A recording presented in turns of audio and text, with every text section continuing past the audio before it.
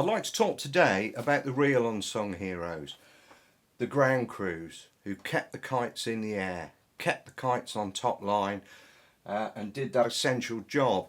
And just look at this little book. This is a wonderful little book, this, called A Rise to Conquer by Ian Gleed, the famous wizard midget, Widge, as he was called, ace during the Battle of Britain with 87 Squadron, and sadly later killed in the desert as a wing leader.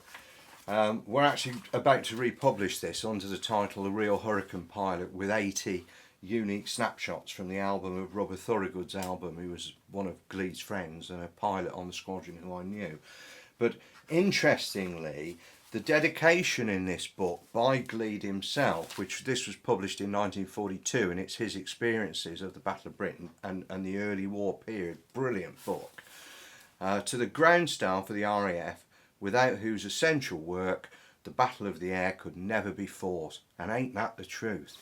And it just surprises me how little is actually written about the ground crews, and how publishers over the years have really concentrated so much on the pilots. Now, okay, arguably the pilots and the aircrew are absolutely the ones at the sharp end pulling the trigger, but these people were under the bombs, let's not forget, especially during the airfield bombing of the Battle of Britain. Look at Kenley and Biggin Hill and Hornchurch and so on.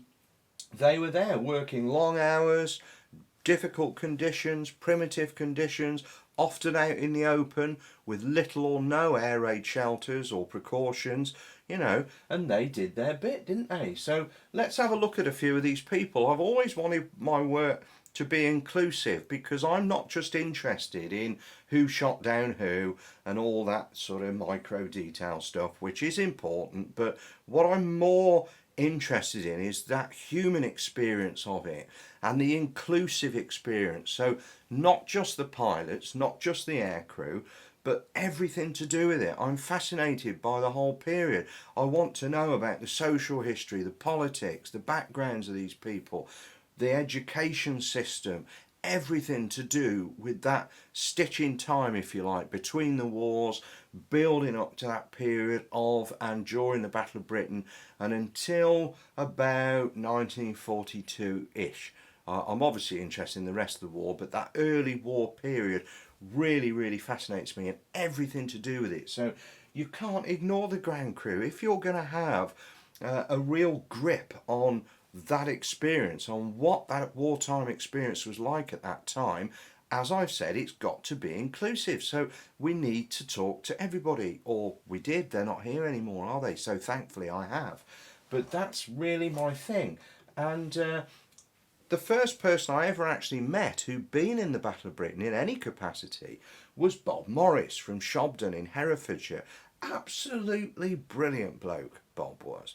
And Bob had worked in aviation all his life. In 1940, he was an 18-year-old engine fitter on 66 Clickety-Click Squadron at Duxford. And I remember Bob saying to me, when he was posted to Duxford, trained at Halton, the RAF Technical School, it was a Halton brat, as they were called, and very proud to be so. And he said, I was posted to Duxford, I'd never heard of Duxford, didn't know where it was, didn't know what I'd be doing there, didn't know what aircraft, if any, were there. And when he got there and he saw Spitfires, he just couldn't believe it. And he said, this was every young man's dream, Spitfires. And oh my God, can you imagine? And Bob absolutely loved the Spitfire. He was passionate about the Spitfire. He was probably one of the most enthusiastic enthusiasts I've ever known. And Bob was there, He was there when 66 Squadron was at Kenley, Gravesend. Absolutely amazing. He lived through it. He worked through the Battle of Britain, working on these aircraft, and did me a tape years ago that I managed to make a chapter of for a few of the many which came out in 1995. But I've recently been able to revisit that because Bob was very friendly with one of the pilots during the battle, the Canadian pilot officer Hugh Riley. And Riley was sadly shot down and killed towards the end of the battle by the great German ace Werner Melders. and Bob was part of the honour guard at Riley's funeral. Years later, Bob attended some 66 Squadron reunions at Duxford and was astonished to meet a man in his 40s at the time who was Chris Riley. He was Hugh Riley's son. And Chris has helped me because we've built his father's story into the casualty book that came out this year, Battle of Britain 1940, The Finest Hours, Human Cost. And all of this is chapters about casualties, and not just aircrew either. Again, we're looking at inclusivity. And so we were able to put Bob's accounts in there of his life as a fitter during the Battle of Britain on 66 Squadron, so that you get that big rounded picture. And after the Battle of Britain, Bob was with 66 when they were at Exeter, and they were bombed again there. And this is one of Bob's snapshots. It was actually taken by Duke Collingridge, who signed it for me, who was one of the few with 66 in the battle. And it's also signed for me by Dougie Hunt and Jimmy Corbin. Now, Dougie Hunt and Jimmy Corbin, they were in the book 10 Fighter Boys that was written by Dizzy Allen and Athol Forbes, published in 1942. And in this book, each chapter was written by one of the 66 Squadron pilots under a pseudonym. And in fact, Jimmy wrote his own book late in life called Last of the 10 Fighter Boys, because he was the last survivor. And it's a great picture because you've got all this variation of flying clothing, some of it official, some of it not official. It's a Spitfire Mark IIA, a presentation aircraft, Aldergrove, one of the many Belfast Telegraph Spitfire Fund presented aircraft, and it's up on trestles so that the guns are being harmonised. And what that means is the 8 machine guns, 4 in each wing, the fire converges at a set point, so it's like a cone, and it's at that point that the maximum damage is done, usually at about 250 yards. So that's what's happening there. Great photo. And here's Bob, 1987. Bob was a member of our Old Malvern Spitfire team when we were actively involved in aviation archaeology, investigating crashes locally and recovering bits of aeroplanes. And this was at the recovery of Frank Surma's Spitfire R6644 at Maddisfield near Malvern. And these are squadron leaders Gandhi Drabinski and Ludwig Martel, 2 Polish Battle of Britain pilots who come to unveil their memorial to Surma that day and be our guests of honour. And also on the channel there is a video about the Surma project, and please watch it because it's what really started me off on this whole journey, and it underpins everything I've done really. But there's Bob, you see, these are some of the artefacts recovered, and Bob's explaining to the 2 Poles what the bits and pieces are. And from our point of view, Bob was a real asset because of his knowledge of the engineering of the Spitfire. This is well pre-internet, of course, so you know everything was more difficult to do in those days. So Bob was an absolute mine of personal information, and he was happy to talk to you for hours about the Battle of Britain and Spitfires, and Bob was always a very popular guest at all of our book launches and symposiums and lectures and things. He never missed one of them. Sadly left us in 2014, and if you're watching this, Bob, from your spectral hangar up in the sky, we miss you. And another, it was Ray Johnson, who was an armourer with 152 Squadron down at Warmwell in 10 Group near Weymouth in the West Country there. And Ray got in touch with me in about 93 when I was working on Angriff Westland, which was a book about the 2 raids on the Westland Aircraft Factory, September 30th and 7th of October 1940. And Ray was a very funny man. I remember listening to his tapes that he'd done for me about his whole wartime experience, which included Sicily and Italy and also the Far East after the Battle of Britain. And I was in tears listening to this. He was just hysterically funny. And this is one of Ray's snapshots, his 152 Squadron snapshots. And I think this is great because it really captures the spirit of 1940 and the camaraderie between the ground crews. You know, it's not just about the air crews, is it? Great picture. And Ray was a prolific correspondent. I have countless letters from Ray, and obviously you know, back in the day, that's what we did. We wrote to each other and we phoned each other up. So there was none of this email, nothing was online. So the archive is thousands of letters, and that was what prompted me to do Letters from the Few this year, also for the 80th anniversary. And Ray's story is in it. So I was very pleased about that, because it means we've got that inclusive kind of package. You've got the full story. And Ray was, as I say, very funny man, and always used to pull his leg. He's at BBM Battle of Britain Memorial Flight at Coningsby here some years ago, with a Spitfire that's painted up as one of the 152 aircraft in the Far East with the Leaping Panther, and always used to pull his leg because he had a very impressive medal group, did Ray, and I always used to say you got more medals than a Japanese admiral, and we used to have a bit of a laugh about that. But he was a great guy, Ray. And another armourer was Fred Roberts. Now this is a really interesting story. This photograph, I'm sure many of you would have seen it before. It was taken by Stanley Devon, who was an award-winning press photographer, and in 1940 an official Air Ministry photographer at Falmere, the Duxford satellite, 21st of September 1940, and this is 19 Squadron. So we knew that the pilot is Sergeant Bernard Jimmy Jennings, and nobody knew, as usual, still don't know who this guy is, this ground crew chap, or who he was. So when I published the book in 1990, my first ever book, Spitfire Squadron, which was the story of 19 Squadron and Squadron Leader Brian Lane, that's Brian there, again another massively famous picture, part of this sequence. I'd appealed for contact with any former 19 Squadron ground crew from the Battle of Britain via things like the Royal Air Force Association magazine, Airmail. Got absolutely nothing.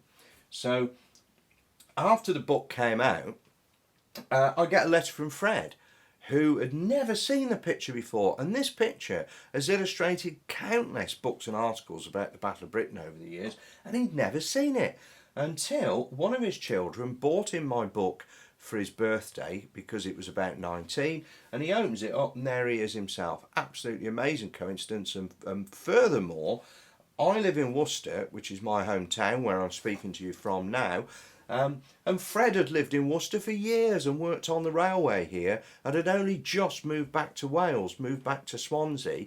What a coincidence is that? But here's Jimmy, you see, after the Battle of Britain. Jimmy went on to win a Distinguished Flying Medal, and ultimately left the RAF as a wing commander with the Air Force Cross. Here's Fred in his forage cap and greatcoat. This is early war, this is Battle of Britain period. And we reunited the pair uniquely at the launch of my book, The Invisible Thread, A Spitfire's Tale, at Malvern in 92. So this is Jimmy, who's come up. I think it was the only time they probably met again, actually, the following year and the year after that. Yeah, two other book launches at Malvern and Yeovil. And Fred. And I borrowed this Spitfire off the RAF exhibition flight to put outside the Abbey Hotel. And it's a Mark 16 with the teardrop canopy, so it's not quite the same as a Mark 1A, which is what the aircraft was they had. But it was nonetheless painted as that aircraft, QVI X4474. So it was a great thing to have them both together with that Spitfire so painted, although we couldn't persuade Jimmy to get up in the cockpit. And sometime later, Fred never missed an event, I don't think, whether it was at Duxford or Worcester or wherever we might have been. And I persuaded Fred to write down his experiences, which he did, and I've been able to quote them in Spitfire, and published his own book for him, which I think was in 2005 or 2006 probably, Duxford to Karachi, an RAF Armourer's War. It's long out of print, but you may be able to pick copies up on the second-hand market, I don't know, but it's a lovely little read. And it goes beyond his Battle of Britain experiences that I've concentrated on in Spitfire. Fred was actually there at Falmere when Falmere was bombed on the 31st of August 1940. So these guys were out there, weren't they?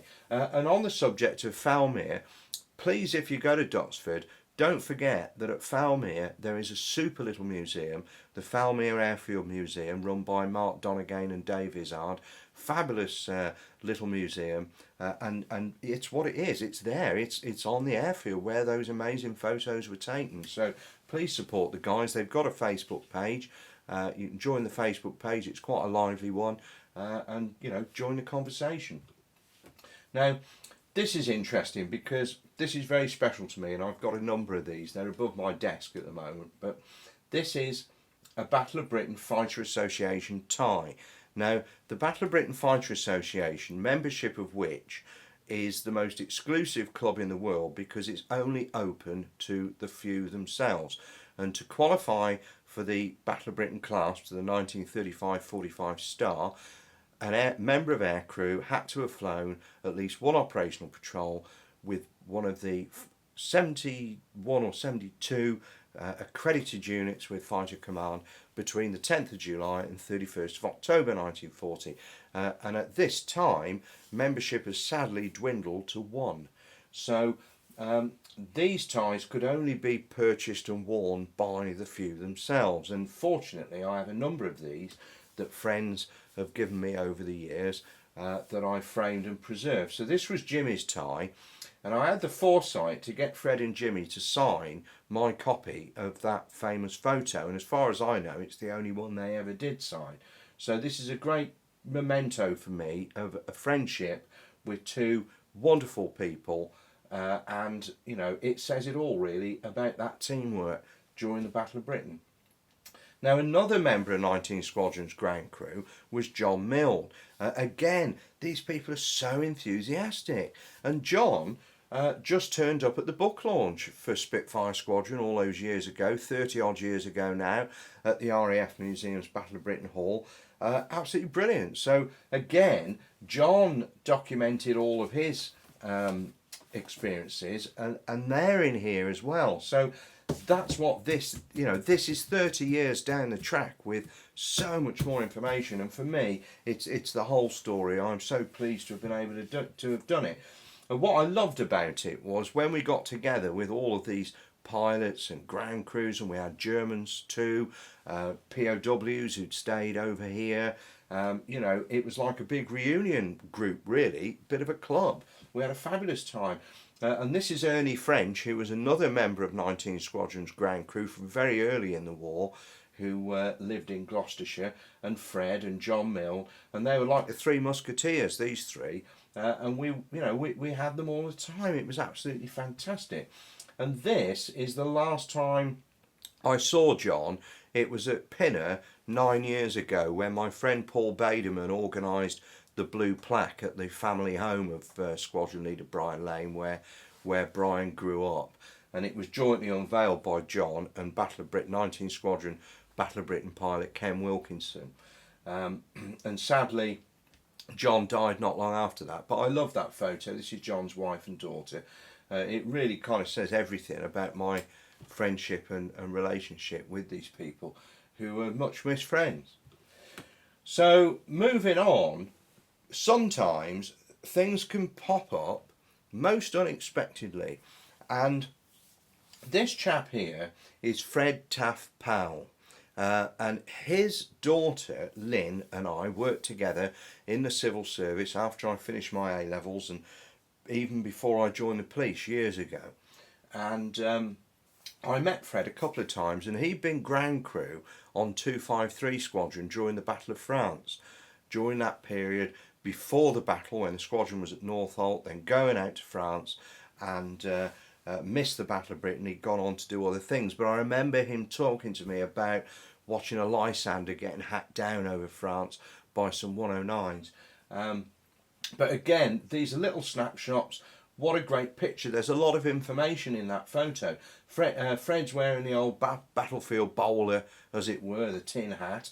You know, this is a civilian jumper. They're not wearing, you know, entirely official uniforms, smoking, of course, they all did. And Lynn came round recently with these pictures. Sadly, Fred has also left us. But, you know, Lynn has preserved this collection, and it's so important that families do that. And this is 253's ground crew at Northolt, again from Fred's collection. And when I saw this, I was so pleased. This was a real find, this picture. So this is the officers' mess at Northolt. This is a very early Hurricane with the de Havilland propeller, the 2-pitch propeller, and the white and black undersurface. So this is green section of 253 Squadron's B flight. This is Fred here, and these are the pilots. So we've got Merchant Jeffries and David Jenkins. And David Jenkins I've always had an interest in, because Jenkins was a vicar's son from Gloucestershire, not far away from me, and he was shot down and killed flying from Kenley on the 30th of August 1940, when evidence suggests that he could well have been machine gunned on his parachute by a German fighter. But he was only 21, and he's buried at Badgington in Gloucestershire. Beautiful little village, absolutely quintessential Cotswold village, and in the churchyard there he can be found. So if you're ever out that way, Badgington, it's worth visiting to say hello, as it were.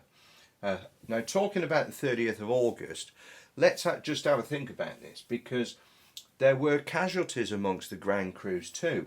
And another of the stories in here, I was very keen that we got the ground crew included, and we made reference to the fact that there were casualties amongst the ground crews. So this is JJ, as we call him, John Joseph, and he was an amazing chap. Again, very young, from Manchester originally, and joined the RAF, moved to Telford, got married, and had kids, you know, as you would. So it's just so sad when you think that John Joseph Jackson dies in the Battle of Britain. He's a fitter with 610 Squadron at Biggin Hill, a married man. So here he is in his uniform. This is his wife Hilda and their firstborn Hazel. Now he goes down there. You see, this is a 610 Squadron Spitfire during the Battle of Britain. These are treble 2 Squadron aircraft taking off over it. But he was killed on the 30th of August again. Big raid on Biggin Hill when the air raid shelter there was hit, and there were a lot of casualties. And John Joseph was killed, and Hilda was pregnant with Jacqueline, their second child. So Jacqueline never met her father, who was killed. And I think that's so sad, and that happens so often when we research casualties, and you find that that they've died without ever meeting their children. I think, you know, that must be awful, growing up like that without knowing your father, like Chris Riley we were talking about earlier on. But here's the family visiting the grave down in Kent there. So these things go on, don't they? People don't forget, people remember. And there we are, 23 years old, 30th of August 1940, John Joseph Jackson, killed at Biggin Hill, ground crew. You know, lest we forget, it wasn't all about the glamorous pilots and so on. And as we can see, that the evidence as well from the pilots themselves, like Widge Gleed, is the respect that they held the ground crews in. So it's worth mentioning that Johnny Johnson, our top scoring fighter pilot, Johnny was friends with his ground crew from 616 Squadron throughout his whole life, and was highly thought of by those people because of his relationship with them. And it's all about leadership, isn't it? It's got to be inclusive, not exclusive. So you know, I just wanted to talk about the ground crew because I don't think there's enough work done around it. I wish that these people were still there, because there is so much more I would like to know about their experience. I'd particularly like to interview more who were at Kenley during the attacks there and Biggin Hill, and so on. You know, and the opportunity to do these things is lost. So at least we've done what we can, and through this film, you know, hopefully it'll make you think. And if you do come across anybody in advanced age who was there, talk to them. And if you've got a pen and a bit of paper or your smartphone these days, video them. It'd be so easy, wouldn't it? You know. But there we are. That's the ground crew. Hope it's made you think. Hope you've enjoyed it. And let's just keep going and keep making these films and sharing history. Thanks.